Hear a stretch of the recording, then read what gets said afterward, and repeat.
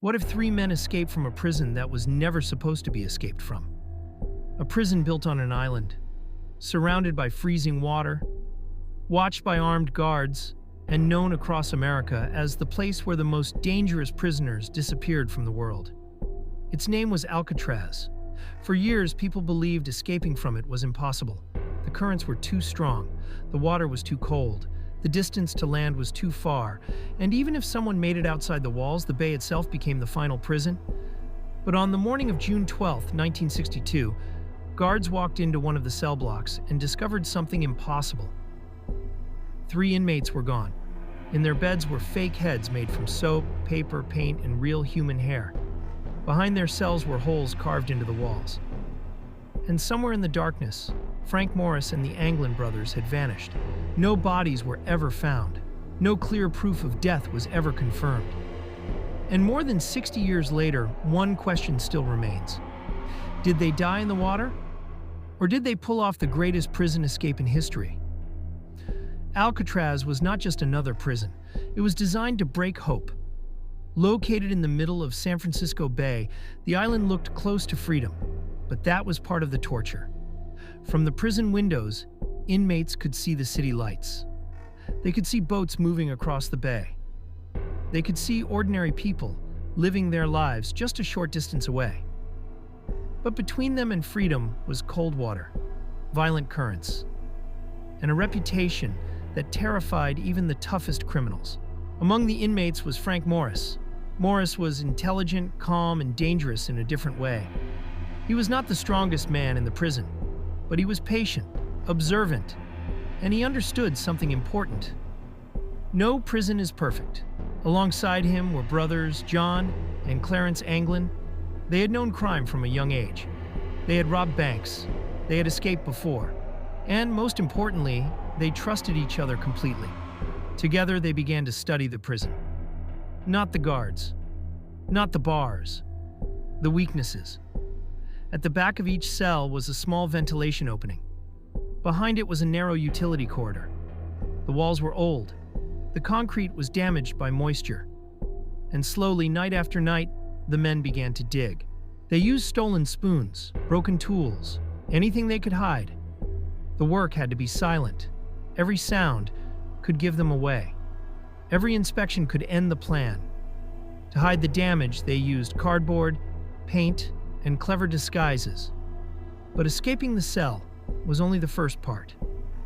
They still had to fool the guards, so they created fake heads. They shaped them from homemade materials, painted them to look like sleeping faces, and placed real hair on them to make the illusion more convincing.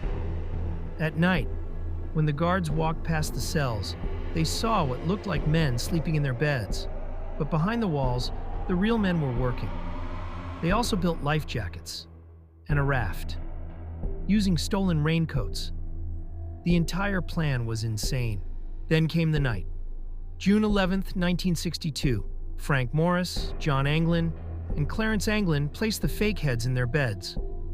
They climbed through the holes behind their cells, moved through the utility corridor, reached the roof, and stepped into the cold night air. Below them was Alcatraz. Around them was darkness. Ahead of them was the bay.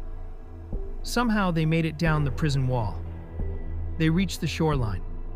They carried their homemade raft toward the water. And then they disappeared. The next morning, guards discovered the empty beds. At first, it looked like the men were still sleeping, but when an officer touched one of the heads, it rolled away. The alarm exploded through the prison. Searchlights swept across the island. Boats moved across the bay. The FBI was called. The Coast Guard searched the water. Pieces of evidence were later found. A paddle, a life jacket, parts of the homemade raft.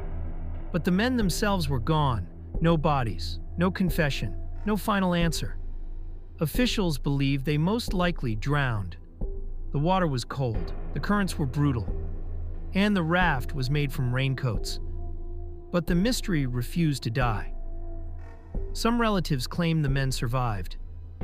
There were rumors of messages, rumors of sightings, rumors that the brothers had escaped to another country and lived under new identities.